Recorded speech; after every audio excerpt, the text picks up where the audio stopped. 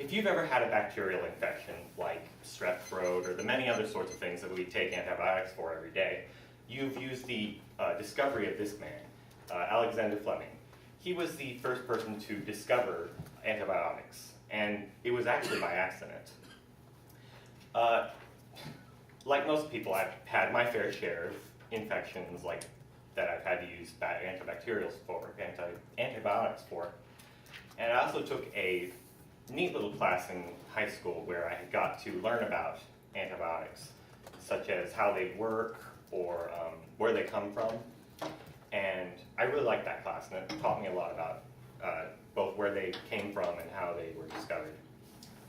Without this discovery, we might not actually have antibiotics, and there would be people dying from simple things such as strep throat or little infections, small cuts and things like that. And those are many things that we can treat nowadays with just a simple pill. Alexander Fleming decided to look for the antibiotic because of his experience in World War I. He decided to go and help treat some of the people wounded in World War I. And part of the procedure of treating people with deep wounds at that time was pouring antiseptic over their wounds.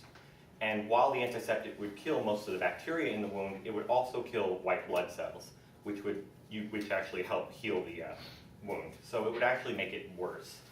And he went on to write papers about it and to basically decry the actual use of antiseptics on deeper wounds. Some of the doctors over there were not as forward-thinking as he was and still continued to use it, however, which led him to want to discover a substance that would get rid of the bacteria but also keep the white blood cells alive. First, he decided to try and look for something that was akin to the body's own white blood cells. And he found these as simple white blood cells. When you're trying to fix a problem, usually you look for the simplest solution. And in this case, that was the white blood cells found in most bodily fluids, such as tears and saliva. He found these, but before he could actually go on to test these in a clinical trial, he made a mistake with some of his petri dishes that he had left out. He had forgot to cover a few of them, and a mold had gotten into some of them. And when he looked at these petri dishes, he saw that around this mold, the bacteria would not grow. He decided to test this mold to see if it would continue this property at lower levels of concentration. And he found that even diluted 800 times, it would still kill the bacteria.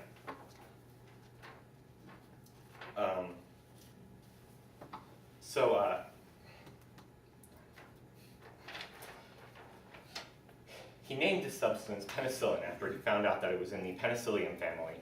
And he went on to later, after many years of not being able to concentrate this substance and use it to have clinical trials, he finally was able to find a person that could help him concentrate the substance and was able to create the first antibiotic, which led to a booming growth in the industry of making new antibiotics that are somewhat like penicillin.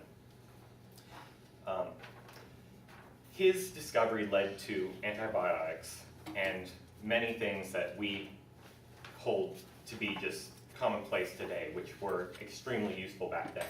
It saved many people's lives in World War II as it was mass-produced in the United States and was a complete accident. And he went on later to say, "In our life, chance may have an astonishing influence, and if I may offer advice, it would be this: never neglect an extraordinary appearance or happening."